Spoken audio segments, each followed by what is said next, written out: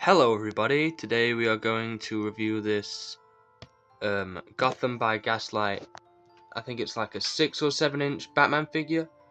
I did buy this loose, so it's missing most of the accessories, but you can still see he's got his knives there. And we'll just go straight into this, so let's go.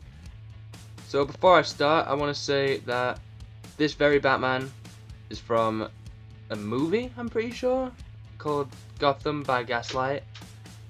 I'm also pretty sure it's set around like the 1800s or something. I didn't really pay attention to history. Whenever the fuck Jack the Ripper was alive, because in this film he fights the Jack the Ripper, like that Jack the Ripper. So I thought that was pretty cool, and this figure also reminds me of that one music video that Panic at the Disco made, where it's like the Ballad of Mona Lisa. It's all like steampunky, and I think it's cool. It's a very nice figure. So that's a bit of context, and let's act. So as I mentioned before, it's quite a large figure, so this is the main sort of scale I collect, these Walking Dead figures. You can see it's quite a bit bigger and quite a bit chunkier than these McFarlane Walking Dead figures. However, I believe this is still a McFarlane figure, just a 7-inch version, which I don't mind. It's more of a scale of a WWE Elite figure. Let me just get one for comparison. So this is Batman next to John Cena, and you can see that they're literally like about the same size, and they both got the same features with these legs that move outwards and the chest that like crunches. So it's about that scale, and this cape, it's made of a very, I don't know what material, it's not the best material. I was hoping they'd go for more like a Lego cloth cape more than anything.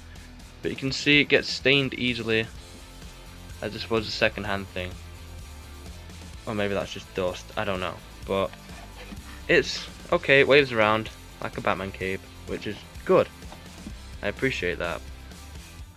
His face is quite strange to look at. I usually recognize Batman with glowing white eyes, but you know, I'm pretty sure most other Batmans have normal eyes, and he looks kind of silly.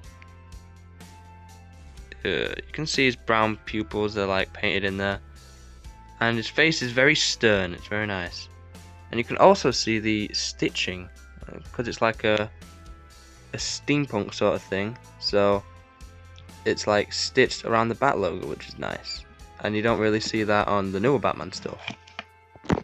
This shoulder padding is not the same as his cape. It's more of a flexible rubber material, but I still don't, you can take it off, I'm pretty sure, or maybe not, you might rip it and break it, but I don't want to risk it because I'd literally just bought this thing. It's yeah, it's not the same material, very durable though, I'm pretty sure, and it's also got the stitching if you look hard enough. Oh, it's not focusing. I just look really stupid now, hang on. Let me turn the flash on, that might do some justice. Right, now that the flash is fully on, you can see the stitch in there.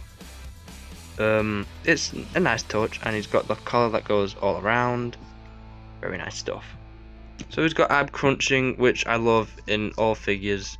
Obviously, I don't have it on every single one of them except that Spider-Man back there, because it's quite an expensive, it's like a premium feature to get, but it's always nice to have. And we're just going to go to his flexibility right now. So starting with his legs, Batman can kind of do the helicopter splits, and they tuck in very nicely. This is the closest they get. His arms are kind of restricted on movement because of his rubber like shoulder pad thing, but either way it's still cool. It's very nice to have like an elite, like a WWE Elite Batman. And the final thing we'll go into is his belt and accessories. So his belt's pretty mid, but it's, you know, no bat symbol on the belt. But these knives come out, and I'll show you one of them because they're basically all the same. They're these small rubber, they're not plastic, they're small rubber knives, and this is probably helpful as they don't break as easily as other McFarlane products, because they always break easily. It's small, you don't want to be losing that, and that's why it slots perfectly into his utility belt.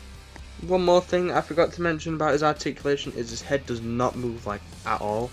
I don't know if this is just my copy because it's secondhand, they probably glued it on. But I'm not sure if his head moves or not. That's kind of a shame, but you know, nevertheless, it's still a great figure, and I totally recommend buying this. It's quite cheap. I think this will be the last sort of non-Batman, non-Walking Dead figure I'll review for a while. Unless you guys want to see more Spider-Man or some Star Wars, because I have got like one Star Wars figure. So, you know, I hope you enjoyed this video. Like, subscribe, and I will see you all in the next one. Bye.